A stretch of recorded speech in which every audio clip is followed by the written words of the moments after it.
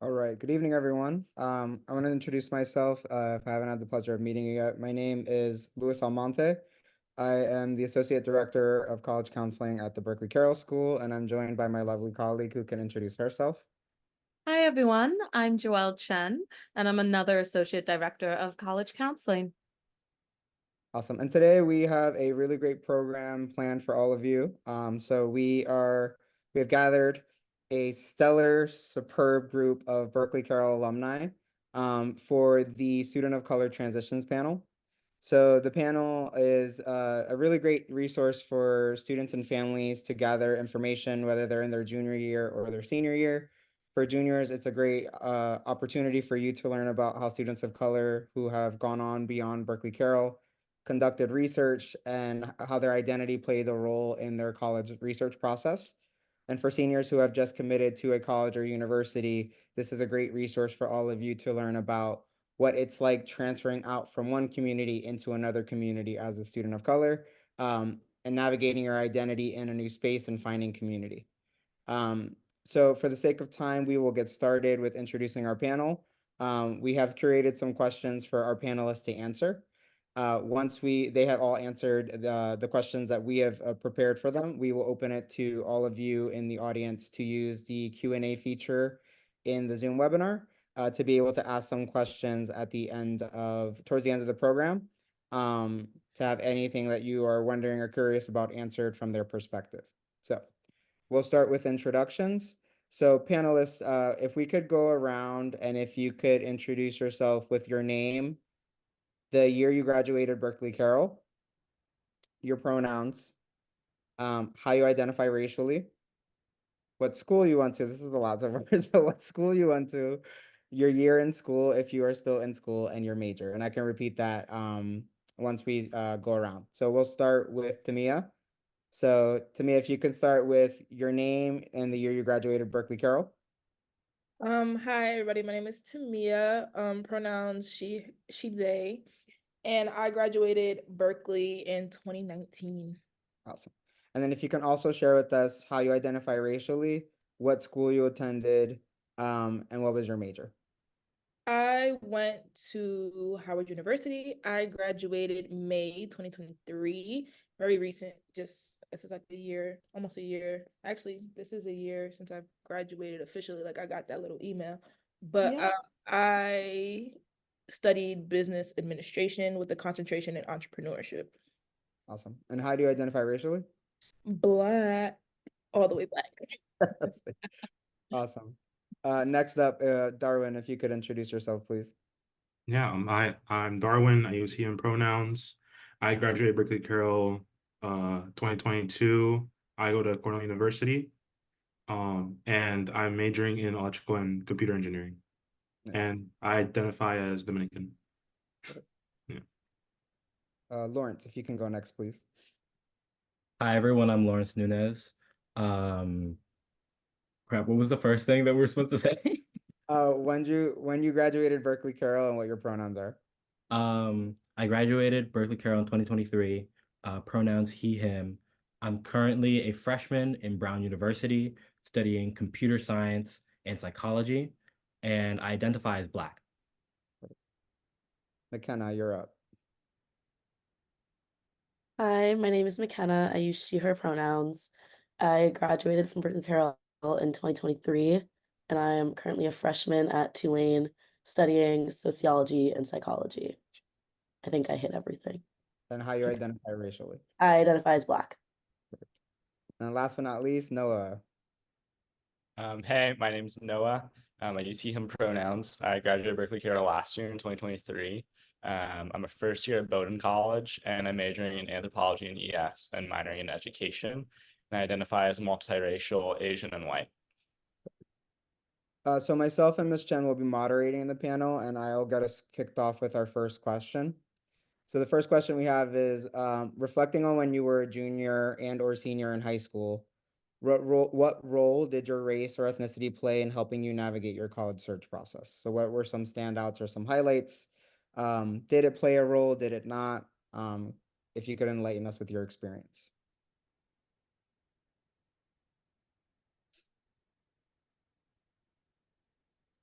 I can go first. I don't remember it playing like too huge of a role, but I definitely thought about it for sure when I was researching schools. I feel like my main priority was making sure that I was going somewhere that I'd be safe and just like somewhere I feel comfortable and like accepted. So I remember like paying a lot of attention to like the demographic breakdowns, like looking at the percentages of schools, like what percent is white, what percent is Black, Pacific Islander, and like all of the breakdowns. And then also looking at like the demographics of like the surrounding town or like city that it was in. And just like paying attention to that and like just, am I going to a place where like they've seen Black people before, just like things like that. Yeah, I totally agree with McKenna on that one. Also, like when I toured campuses, my dad would always go up to like a random Black student and ask them what they thought about the college.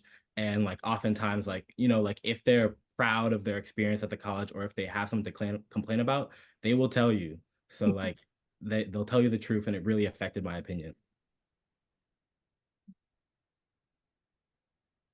Yeah, I think for me, I'll kind of like second McKenna's like original, just like looking for places where I could feel safe, and have that baseline of comfort.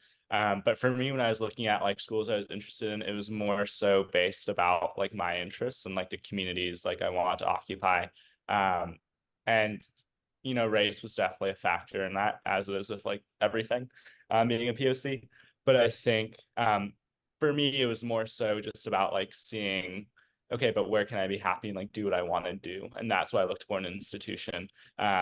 Obviously being conscious of like, obviously I can't be happy in a place which excludes me. So I think that was, kind of a baseline in the background. But it's hard to get it perfect. I think for me, it played a big role in the sense that I didn't want to talk about race a lot in like think about my race a lot in my college experience, which made me choose an HBCU simply because like when you go to an HBCU, you realize that your Blackness isn't the center of your identity. And like you can freely just be and explore like the other parts of your identity. So like it played a role in seeing like our different versions of Blackness accepted at this university. And that's kind of the idea or like thought process I went through is like me being from the East Coast is like, is that going to be something that's okay at this school? Is it something that like I'm gonna be comfortable being like because Southern Black and East like Coast Black is different. West Coast Black and East Coast Black people are very different. So it's just like understanding that experience and more of thinking like the community differences rather than like, oh, am I going to be like physically safe in a sense of like worrying about how my Blackness takes up a space. Yeah, I definitely agree. I think for my input, kind of like what everyone else is saying, like I mostly focus on like safety and what like each university like offered me. Um and like if I could really find what I wanted to like get out of my college experience. And I think the most focused I was in terms of my ethnicity was like narrowing down colleges. Mm. And I tended to just like look at what kind of like Latinx community like and like what kind of like programs they had, um and just see like are there opportunities for me to like to be part of that space and join these different communities that like will allow me to like find a place for myself on campus. And I think that definitely helped out in terms of like narrowing down like what colleges I like wanted to look at.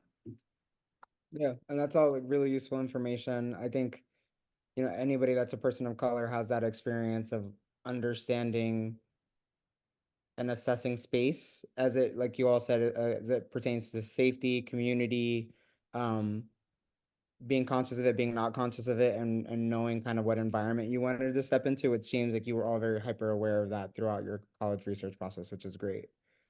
Um, for our second question, what resources did you use as a student of color when researching, visiting colleges and universities? So a lot of you talked about looking at demographics and things of that nature, finding organizations on campus. How did you find them, or what did you use to get the information that you were looking for. I think this information could be helpful for our juniors. I can start. I think for me, and obviously this was like very situational, I utilized like people I knew from Berkeley Carroll, and I applied to small New England PWIs. A lot of Berkeley Carroll students are like within those institutions. Um, so the good news of that was I was able to like, be with them and talk with them, have them introduce me to their friends. And in turn, that like kind of let me have a direct connection to like meet people who are actually involved, as first years involved with like the groups I wanted to join, like the Asian Students Association, et cetera. And just also general interest groups I wanted to do. So I think if you have the opportunity to do that, definitely take advantage of it, because it does make it so much easier to see, hear like more real stories than you can get online or on an official tour of, what it's like for that specific person to be there. And I think, utilizing those connections like help me like envision myself in these places more. Yeah, on top of what Noah said, I would also look through like the Instagram accounts of a lot of the like organizations that I wanted to join, like the Brown BSU and things like that, and just to get a vibe of like how active they were, how much like funding it seemed like they had, like were they throwing big events, how often were they posting things like that, to get a vibe of like how strong is this community here. Yeah, I agree with Lawrence. I did the same thing. A lot of like finding the BSUs at different schools on Instagram and like checking their accounts, but also I remember I would search Black at blank university like on Instagram, on TikTok. I would put it on Safari and like just see what would come up, and just see what I could find and like figure out about like the Black experience like at whatever institution I was researching. Yeah, also like vlogging is like a really big thing. So like YouTube, people vlog their experiences at their schools, and like they're like Howard is a big pageant school. So like sometimes you would just get like the kind of trends and stuff that goes on in your school by YouTube, and kind of just looking at what people do on campus, because there's a lot of stuff on YouTube as well.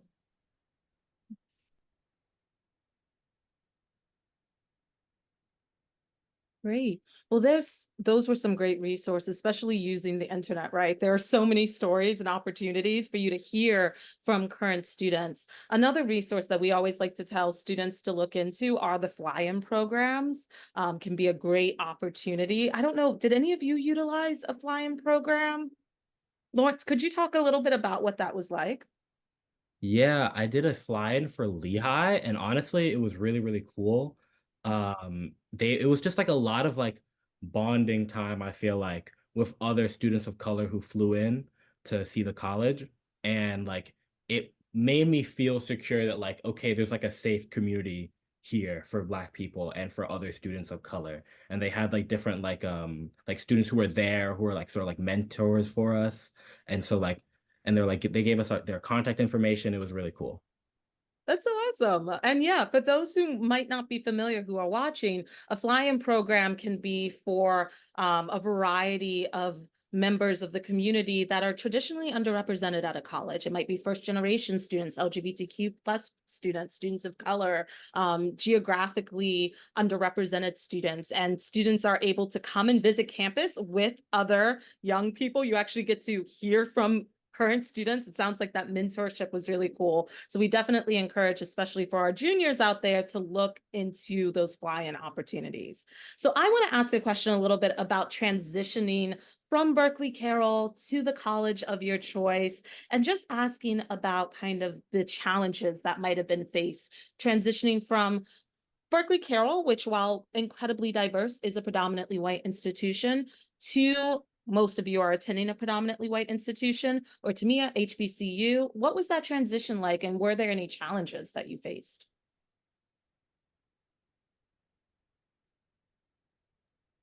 I can go. Yeah. I think that the biggest challenge, I guess, for me was decentering race from most of my conversations, because while I appreciate the conversations that we had and discussions we had and discourse we had at BC, sometimes I think that it was something that I focused so much on in certain aspects of my education, that I could, when I was faced in a community or an environment where it wasn't that big of a deal, it was kind of hard for me to like see why it wasn't at certain times.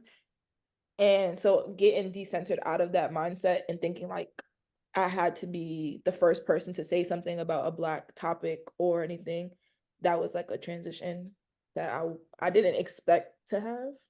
Yeah. It's a very unique one going from a PWI to an HBCU where race is both prevalent and also not at the same time. Yeah, it's like a really interesting way to experience school. Yeah, and I think like I also got that feeling when coming to Cornell, and I think something that definitely contributed to that was just like the fact that BC felt like such a smaller place compared to all the college and universities that I like visited. And so like going from like a small space that was predominantly white, meaning that like um you were able to like have these like smaller spaces for people to like focus on race, to being in like a large community with tons of different ethnicities and a lot of like resources, especially like in terms of like the different like programs, student organizations, stuff like that. I think that definitely overwhelmed me when I got to my university, just because like it was so much and it was like a lot more, and like the communities itself were like a lot larger than like what I was used to. Absolutely. So not just in terms of race and ethnicity, but also going from a small school to Cornell's a medium-sized school. It's pretty big. I also definitely can relate to that. I feel like when I first got to Tulane, I definitely had some moments where at the beginning of the year I was like, okay, I'm the only Black person in this room. And like, yes, Berkeley Carroll is a PWI, but I feel like I haven't had a moment like that in a really long time, just because Berkeley Carroll is a lot smaller than Tulane. So that definitely took some like adjusting because I didn't think that that was going to be something that I thought about because I was like, I'm coming from a PWI. But I definitely had a couple moments like that where I just like realized I was in a way like bigger school now.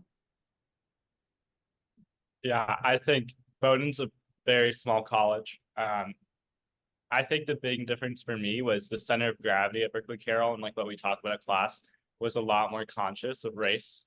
Just us being located in New York City, us, we are a PWI, but much more diverse than PWIs in New England, especially in higher education.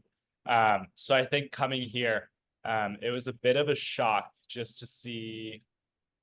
to be really immersed in a culture that was very centered around like New England perceptions of whiteness, I think. Um, and I think it's something I wish I kind of focused more on in my search, because it's something to be conscious of. I think when you have a conversation about race in class here, they happen and they're intelligent discussions. But the difference was at Berkeley Carroll, I could go back and talk about those discussions with my friends and have them understand. I think here, the attitudes I face towards my racial identity are like, what? It's like, what do you like? There's just a lack of understanding. I think at small colleges like these in New England, not in a hostile way, but I mean, I think it is challenging. You definitely feel a lot more. What you feel a giant sense of community at small schools like these, but as a student of color, you also feel a similar sense of isolation from the broader community because of the experiences you had, whether it be being from an urban area or not being white. So that's been an unfortunate, thing. That's was an adjustment. Yeah, a big thing for me was like going into college, one of my goals was to have a lot more friends of color and Black friends especially. And I was able to like find spaces full of Black people. And like I would realize oftentimes that like I was in a group of Black people and we shared a lot of like key identity markers that like we connected over. But then there was kind of nothing else besides that. And like that sort of relates to like what Tamia was talking about of like I needed to decenter my race and how I was like even approaching friendships in the sense that like I still wanted to seek out Black people and Black spaces, but I shouldn't just be bonding with people based on like the basis that we both share the same identity. Absolutely. That's actually a really great segue into my next question of kind of asking if there were specific resources or support systems that help you during your transition. In a way, Lawrence, it seemed like kind of finding those affinity spaces similar to what Berkeley Carroll had was helpful in a way, but were there other support systems or resources that all of you were able to utilize?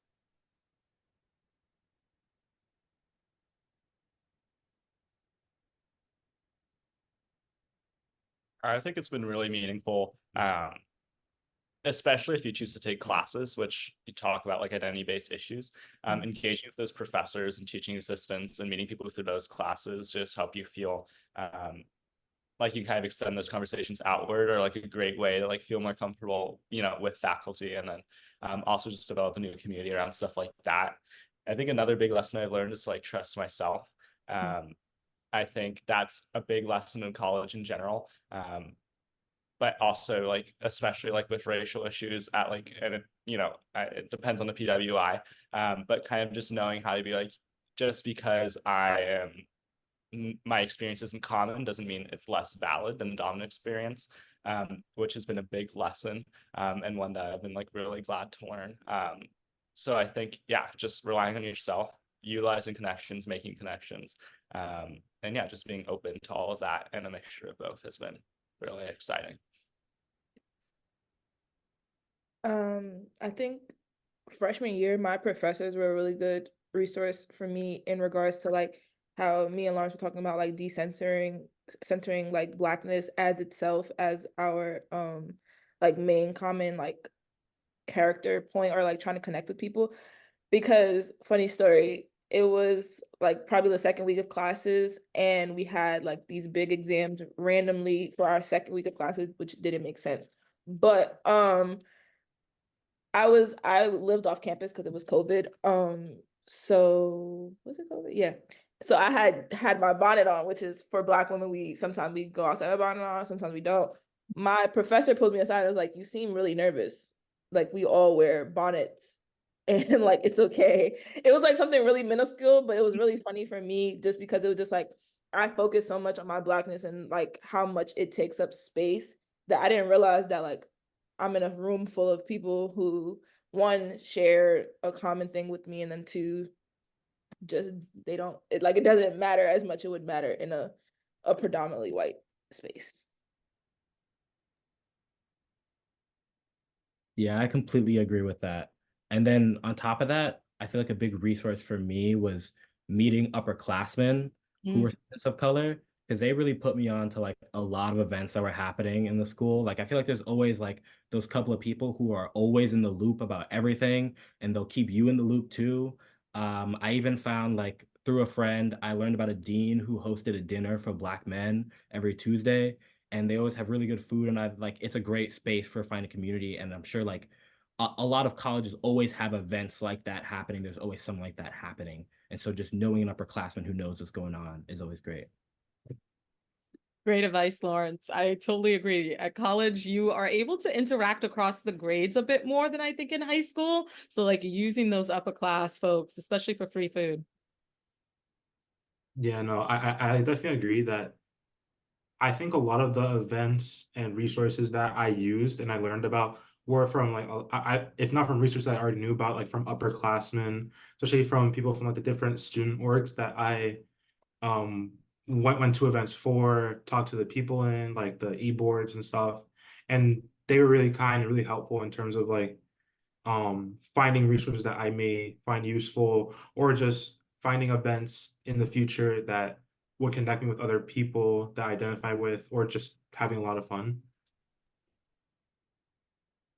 Yeah, I agree. I definitely feel like the resource I leaned the most on was like finding clubs and like organizations that I could join. So like anytime there was like an activity expo or like a club fair, I went and I was looking for activities that I could join.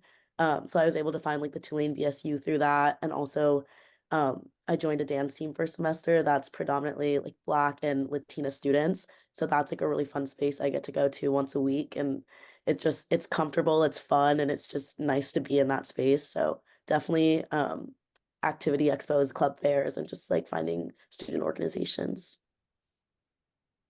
So this is also a good segue as we talk about like different resources, but keeping in mind your university or the university you've attended, where else did you see evidence of diversity, equity, and inclusion represented in your campus community and their programs, curriculum, student body? If you could say a highlight or two of where you think your college did that well and what that was.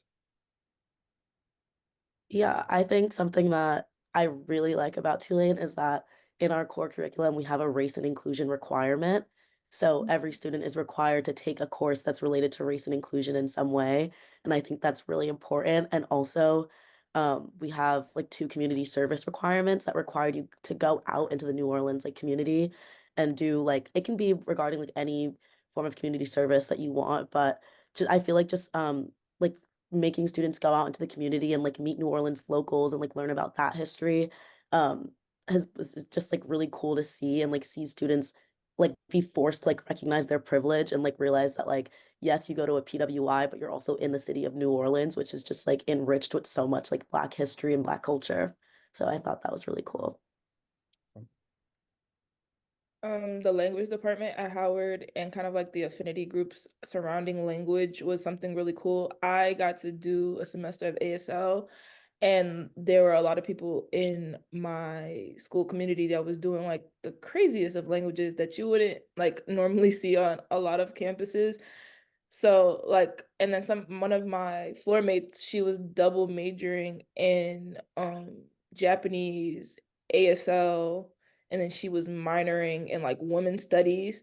So it was just like really random things that we got to do and see. And then on top of that, like we kind of have a similar community service thing, kind of like McKenna. We have like the day of service every year, every semester. And it's something that's really important to our community. And like people go from all different walks of life and go support the DC community. We also have something called, why am I forgetting the name? But basically it's like a spring break program that during spring break we go to different states and different countries to do community service and kind of like not only support Washington DC but also like different communities during like our free time, that like our supposedly free time. Yeah. I think for me, Cornell definitely had a lot of like I agree, like language classes that I didn't expect them to have. Um, I know they have like a whole like Latinx studies minor that I'm really interested in. Because they just have like a wide variety of like tons of different kinds of Latinx classes that I never like thought of when like thinking about like what class I could be taking related to Latinx studies in college. And I think that was really interesting. And uh I think like my university has like hundreds, if not like over 1,000 like student orgs. And so like and they're also really good about like trying to promote them a lot. They have like one event every like semester called Club Fest to like bring all those student orgs and like clubs together so that any like incoming freshmen or any like lower classmen who may not know about certain clubs can like have the opportunity to walk around, learn about these new clubs and just like find something that they'll enjoy and want to be a part of. Yeah, I think Bowdoin does a really good job. Just like the amount of resources we have for like a small amount of students is really great. So I think what's been really fun about that is like I've been able to do like really specific stuff based on my very like specific identity. So like within the outing club, I was able to do like a leadership like backpacking trip with the Asian Students Association and get the funding to do that. And I think just like one of the amazing things about small colleges is that if you have an idea, which is financially expensive, but will benefit the institution, no matter like whether it's like your specific identity group or the institution as a whole. The college will be very eager to fund you, which is like something that's really great. So like in classes too, with the Asian Studies department, we brought in two speakers to speak about affirmative action, one of which I'd written a paper about earlier. And from that, I was able to do work with her later on too. And I'm talking about working for her in a couple summers. So, I mean, there's just so many like different pathways to really, like, the college is like investing with you.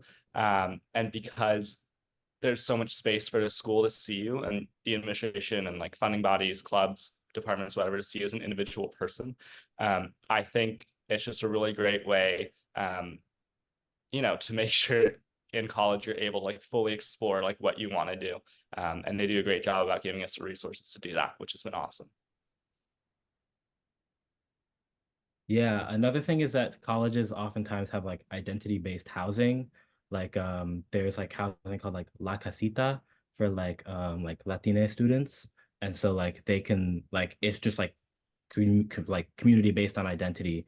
And the fact that like Brown funds that is really powerful. And also they give a lot like so similar to what Noah was saying, they give funding to like student organizations.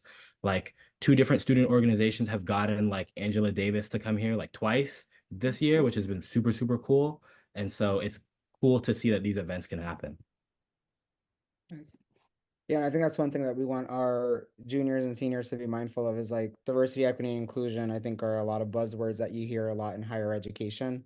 But really kind of finding the evidence that the school community has where they're kind of putting they're walking the walk but also talking the talk. And it's great to see that you've all experienced something like that on your campus communities, where you see diversity, equity, inclusion being reinforced and being upheld as a community. So kind of switching gears slightly. So I know a lot of you have talked about different ways that you've seen yourself represented on campus, but what would you say is the main way that you found a sense of belonging on campus as a student of color or just in general as a person? Um, and then beyond that, we'll start with that one and then go from there. So what was, I would say, like the main vehicle that you used to really feel like this was a place that you belonged and that this was a place that you could call home?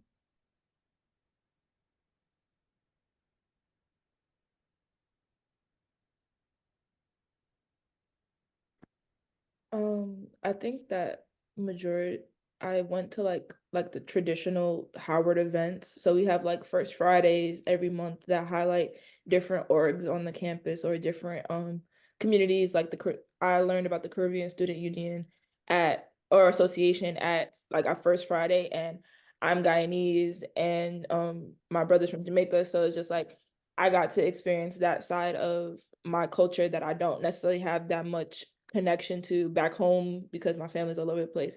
And I realized that that was something that helped me kind of find my space in Howard, since, like I said before, like Blackness was like something that I was surrounded with, which it helped me like better understand my like or better define my Blackness and how I wanted to be in that space.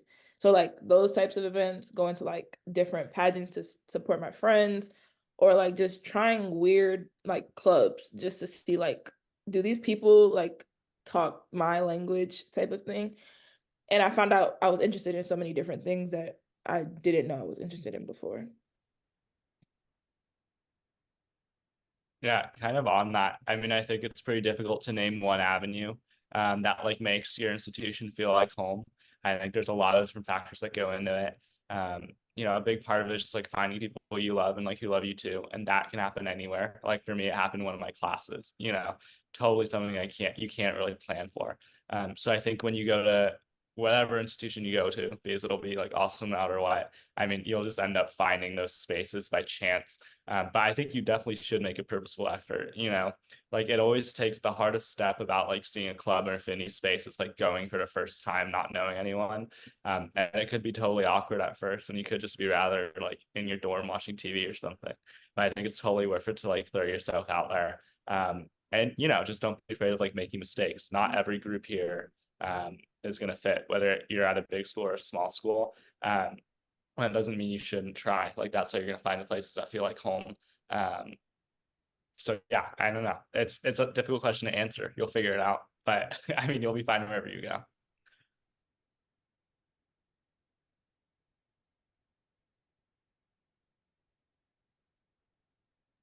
Yeah, I mean, I think I agree with what both Tanya and Noah are saying. Um, I mean, besides like classes, the easiest way for me was like clubs, not just like the Latinx student organizations, but also like clubs that may not have been like ethnicity based, but just clubs that I thought were cool, even if I don't attend every event, like attend occasionally, talk with people there. But I think the best resource I had was the like Latinx larger student organizations. I always tried to go to each of their events if possible. And that got me connected with like tons of the smaller student organizations, along with just like a lot of people that that that I identified with, and were just really nice and like keen on talking. And so I grew a lot of friends in that community, and eventually like I joined the Dominican Student Association on campus. Just because I was always attending their events, I thought I want to have my input, try to see how we can invite other students, even if they may not be Latinx, to some events to, show them a part of our community that they may not have heard of or seen before. Yeah, I agree. I would say that the Tulane Black Student Union was definitely that space for me, just because through the Black Student Union, I also found the dance team that I mentioned earlier. And just because that happened probably the second week of school, and it was the first activity or like place I went to without any of my friends. And I was just like, okay, I'm going by myself to this thing. And I went, and then I met some of the coolest people I've met all year. And as like we were talking earlier about like upperclassmen who like tell you what's going on and like tell you where the events are, I met a lot of upperclassmen like that through the Black Student Union as well. And it's just like one of those spaces that I'm excited to go to every week, and I can just go and I can just be like, I don't have to think. Yeah. So we're gonna invite the audience. If you all have any questions that you would like to ask our entire panel or specifically somebody on the panel, you're more than welcome to drop that question into the question and answer feature or in the chat for the Zoom webinar.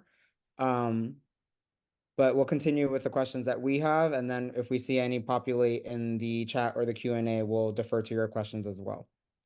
So, as we get close to the hour finishing, as we transition out of this panel, looking back, is there anything that you would change about your college process or your college transition in regards to your experience overall, or specifically as it relates to doing research or navigating a new space or a new school as a student of color?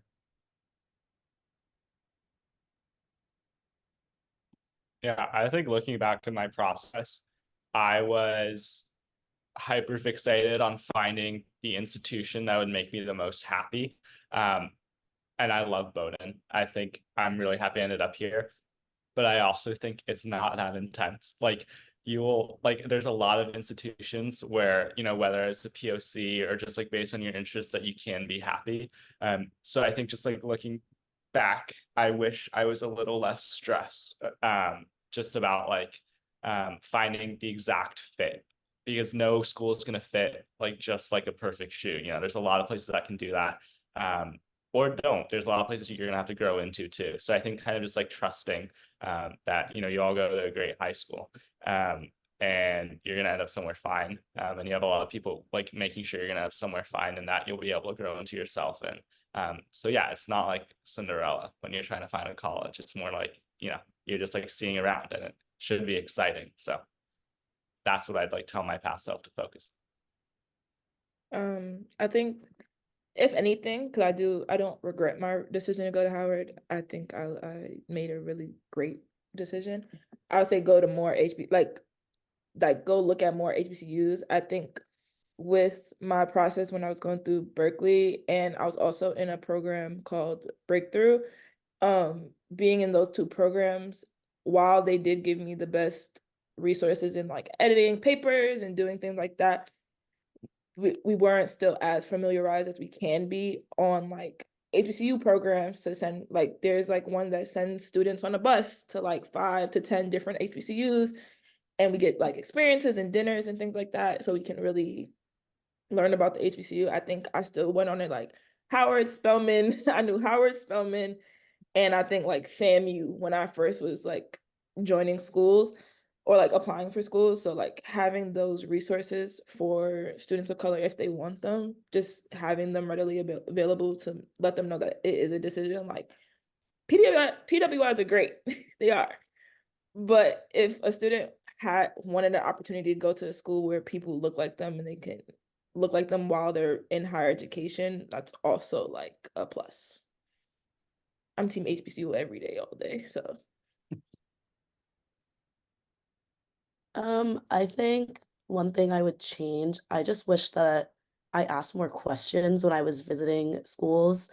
I think that um I did a lot of like my research on my own and just like anything I wanted to know, I was like, well, I'll just Google it, which like that's great. But also when I'm like visiting these schools and like touring them, like you have the unique opportunity to like get answers in person from somebody that's attending the school that you're interested in. So I wish that when I did or when I did school tours, I wish that I asked more questions about not just about like race and ethnicity, but just like the school in general.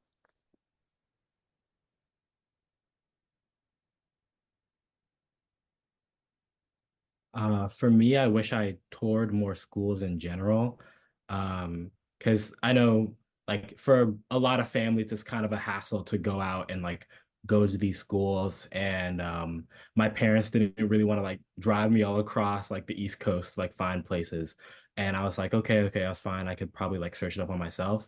But really being at the college makes a huge difference in how I feel about it. There were like colleges that I was really into when I was researching them online, but then when I happened to tour it, it was just terrible. And I was like, okay, I don't think I could go here. And I wish I had done that with more colleges instead of just like solely relying on what I found online. Yeah, I definitely agree with both. Asking more questions when you visit or try to learn more about the school, and also like if you're able to, being able to like visit the college or university. I think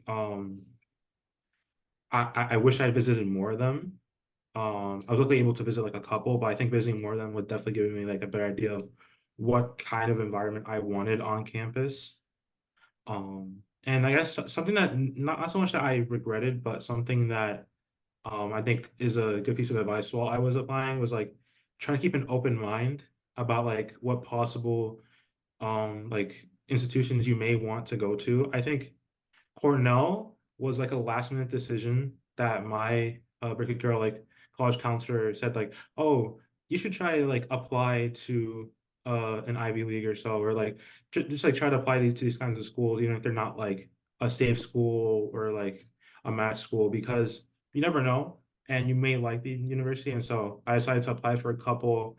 Cornell was like a last minute thing that I applied to the last minute, and I learned and I just realized like how much I actually like the school. And so I think like just keeping an open mind and like being open to like seeing what some universities that may not have originally been on your mind can offer would be an interesting and and possibly like affect your choice in on the long run. Amazing. Well, thank you all for some nuggets that you've been giving for our students and our families so far. Kind of asking for even more advice from you all, but what advice would you have or do you have for students of color on embracing their identity in college and finding spaces where they can like really be themselves, feel that sense of belonging? college is the perfect place for you to figure out what you do and don't like. So Mm. like have those conversations, make mistakes, don't like walk on eggshells on your own like vernacular or your mindset on certain things, because you might be wrong, you might be right, but like it's better to learn it now and like figure out your morals and your values and converse with people who have different morals and values to be able to clearly understand one, what you believe in, and then two, like, do I actually believe in this, or is it just because like I was surrounded by people who thought the same way as me that made me believe that this was like the only way of thinking and this was the only correct way of thinking. That was something that I had to face a lot in school, and realizing that one, like, you know, that Nas song, like a New York State of Mind, a lot of things that I was thinking about was clearly and only because I was from New York and that there was different ways to think. So I would say like I was 100% toes down on my New York personality, and the New York community is really big on Howard's campus. But learning about people from different states and stuff really helped me figure out what I actually believed in regards to a lot of different topics.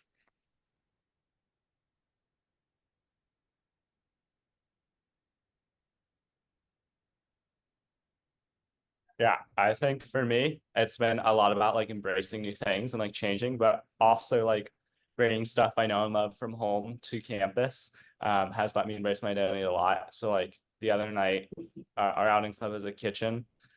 So we just did like a cooking night where like I brought a bunch of recipes from home, like we made matzo ball soup, and also like Korean rice bowls and stuff.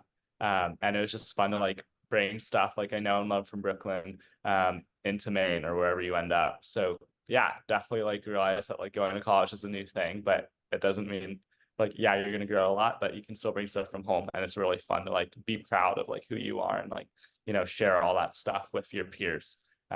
Because they'll love it, hopefully.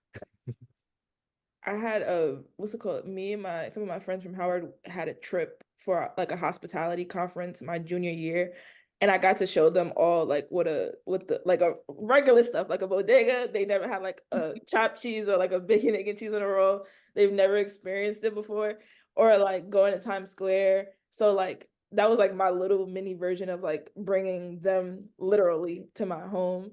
But like the amount of like eyeball, like you know those people who like their eyeballs that after like a chopped cheese, it was hilarious. But it was also just like you see where I come from, so it was really fun.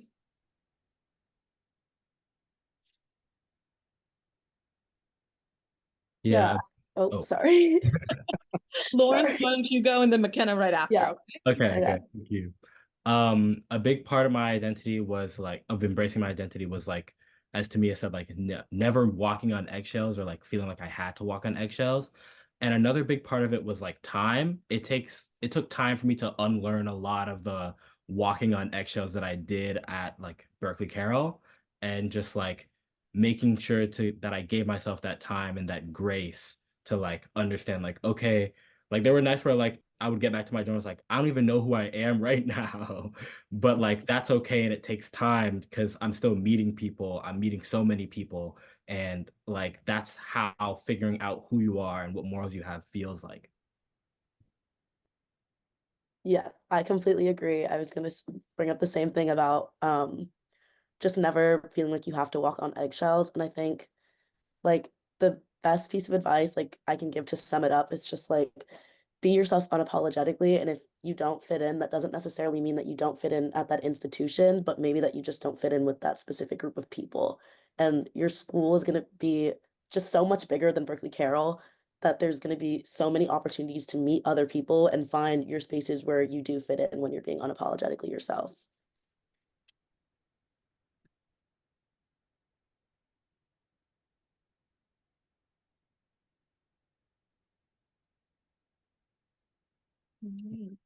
I'm So, checking. Oh, go ahead, Mr. Almonte. so we're coming up on the last couple minutes of the panel. We just want to give the audience members just one more chance to ask any questions that you have um, related to your experience doing college research, your experience getting ready to transition to a new school, or maybe from the parent perspective, anything that you're wondering about for our panelists. So we'll give you all about a minute or two to drop those questions into the chat. And then if there are no questions, we will wrap up and conclude our program.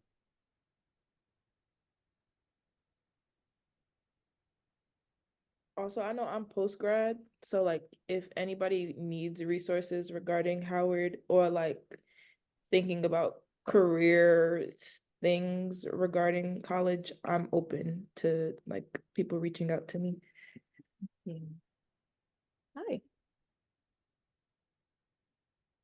So we have a question in the chat that says, if anyone feels comfortable answering this, if anybody took out college loans, how did you go about navigating that process in regards to taking loans out or becoming educated on loans and making an informed decision on if you would do that? so on and so forth. I can answer that. I took out loans, but the way sometimes schools is a little bit confusing because they give you the option to just like take a loan out for your entire semester. So like pay off they just give you that option to just take the whole loan for like 30,000, 40,000, however much it may be. And they have like these other smaller loans that maybe don't take away your full tuition, but help. So like for me and my mom, it was like, we can't afford $30,000 of tuition, but with your scholarship and then like a little bit of finagling and moving things around, we can afford this. So you can take fixed amounts on your loan. So you don't have to take like a parent plus loan is like a really large loan that you would have to take out every semester. And then there's also like, I forgot the names of them, but there's all smaller versions of loans that are like fixed amounts that just help. So like I was taking out like 7,000, maybe 8,000 a year in loans. Maybe I think one semester I did like 12,000 in loans, but you don't have to have like these crazy amount of loans. You can also go to your financial aid department. I know for some things I did go back to like BC and I was like, does this make sense? Because like it was also something I did in BC. Like it was financial aid, trying to figure out where money goes and like using my resources. And also like professors help a lot too. Sometimes you have professors in the like certain departments that can also help you digest like weird financial aid terms and stuff like that. So I use my business finance professor for like my junior year of college because things got really wonky, but that's how I dealt with loans. Absolutely. I also Yep. think it's important to know you can't be a burden to the financial aid office. You should feel comfortable and should bother them as much as you need to. Get all of the questions answered because you don't want to 3-4 years down the line be like, oh, what is this thing that I now have to think about paying? When you could ask that question now. So do not fear reaching out to financial aid offices, even when you're applying. You don't have to be an admitted student to reach out and ask them questions about what that process looks like and how they can best support you. And I think, Mr. Almonte, you also had some advice there. Yeah, and I was gonna say, in regards to loans, there's different types of loans. So the best loans that you could possibly take out are typically like a subsidized loan.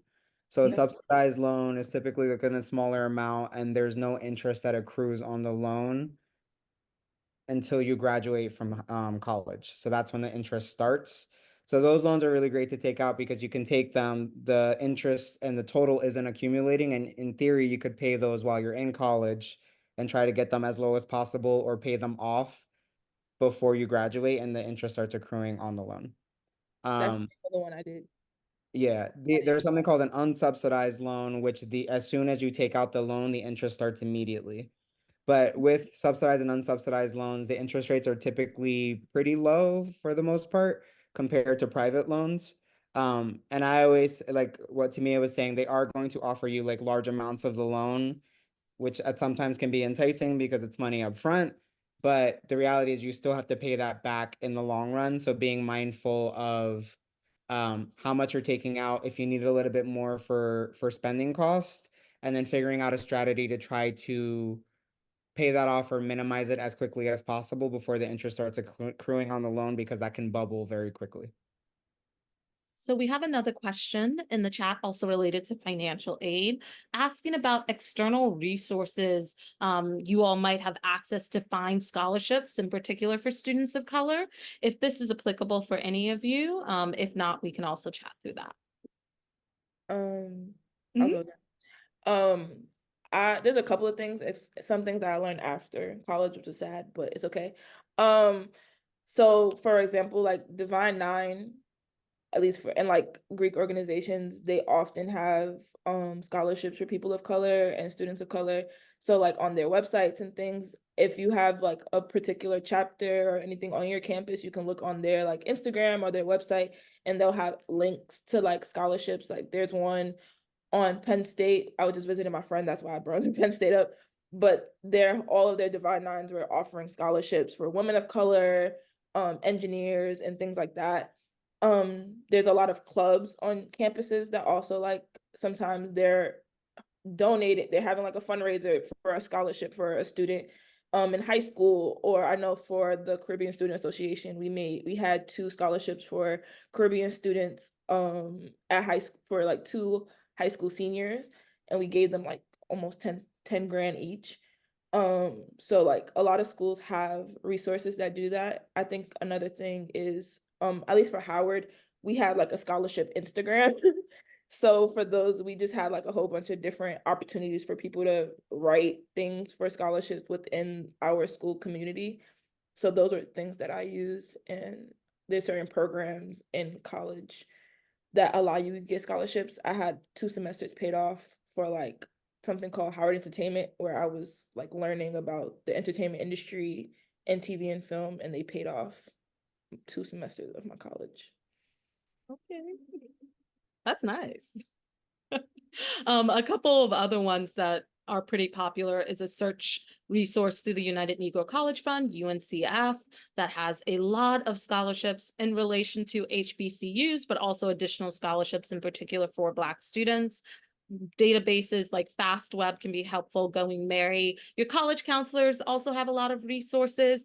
The biggest advice I would suggest, go and look at those big scholarships, Coca-Cola, Gates, McDonald's. There's a lot of big name scholarships that cover everything. But of Bank course, of because they America. cover everything. Oh, sorry, Tamia, go ahead. Bank of America. You can keep Bank of going. America, because they cover a lot and they're very popular. So apply for those, put your foot in consideration, but also look at those smaller scholarships like Tamia mentioned. It might be in your church, or it might be in your synagogue or your mosque, or it might be in a community organization if you did Boy Scouts or Girl Scouts or Boys and Girls Clubs. A lot of these smaller local organizations have small scholarships that make a difference, and you're also in a smaller pool. So look at those big ones, but also don't leave out those smaller ones as well. Yeah, the Ron Brown Scholarship is also a really great one as well, which is for U.S. citizens or permanent residents that identify as Black or African American that are high school seniors at the time of their application. So that's another good one to check out if you identify as Black or African American. Nice. So it looks like we don't have any more questions coming in the chat. So I think now is a good time to wrap up. I want to say thank you so much to all of our panelists for taking time out of their day, for being excited enough about their college experience, as well as their relationship and the experience they had at Berkeley Carroll, to come back and impart this knowledge on our community. So Tamia, Darwin, Lawrence, McKenna, Noah, thank you so much from the bottom of our hearts. We really do appreciate it. It was so wonderful to see all of you and to see all of you thriving and enjoying your college experiences. Um, for parents and students that have attended the panel, we did record the panel, so we'll be sending it out to our community if you want to rewatch this. And if you have any questions, you're more than welcome to contact our college counseling office. And we hope that you all have a wonderful night. Thanks, everyone. Good night.